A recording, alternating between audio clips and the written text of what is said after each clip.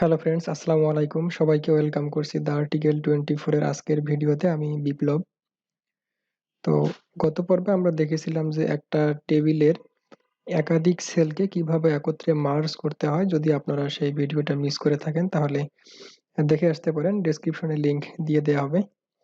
আর আজকের ভিডিওতে আমরা দেখব যে কিভাবে একটা সিঙ্গেল সেলকে একাধিক ভাগে ভাগ করা যায় সেইটা। তো এখান থেকে আমি একটা টেবিল নিয়েছি, 2 কলাম 3 রো বিশিষ্ট একটা টেবিল। তো এখান থেকে আমি যে সেলটাকে ভাগ করতে চাই, ধরা যাক যে আমি যে প্রথম সেলটা আছে সেই প্রথম সেলটাকে আমি 3টা কলামে ভাগ করব, 3টা কলাম দিয়ে দিব। তো এই জন্য প্রথমে আগে সেলটাকে আমার সিলেক্ট করে নিতে হবে। সিলেক্ট করে নেওয়ার জন্য আপনারা চাইলে কিবোর্ড থেকে শিফট বাটনটা প্রেস করে আর ডান দিকে যে অ্যারো কিটা আছে এইটা একবার প্রেস করলে পুরা সেলটা কিন্তু সিলেক্ট হয়ে যাবে।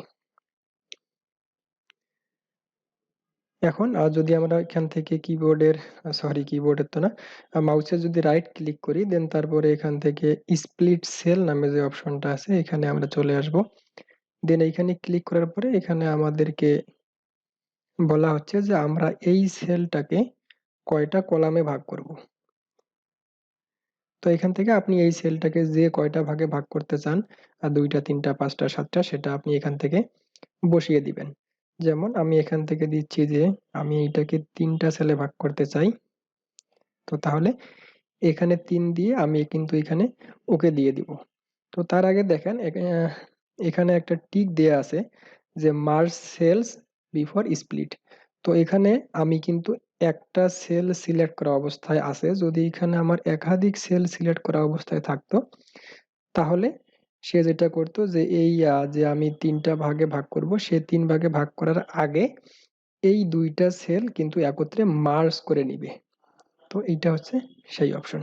তো এখন যেহেতু আমার এখানে একটা সেলই শুধুমাত্র সিলেক্ট করা আছে তাহলে এই অপশনটায় কিছু আসে যায় না। তো এখন আমি এখানে 3 দিলাম এবং এখান থেকে ওকে ক্লিক করে দিলাম। দেখেন আমার এই সেলটা কিন্তু 3টা কলামে ভাগ হয়ে গিয়েছে। তো এই ছিল আজকের ভিডিওটা যদি ভালো লেগে থাকে তো একটা লাইক দিবেন। আর আপনারা চাইলে আমার চ্যানেল দ্য আর্টিকেল 24 এইটাকে সাবস্ক্রাইব করে আমার পাশে থাকতে পারেন। ধন্যবাদ। আসসালামু আলাইকুম।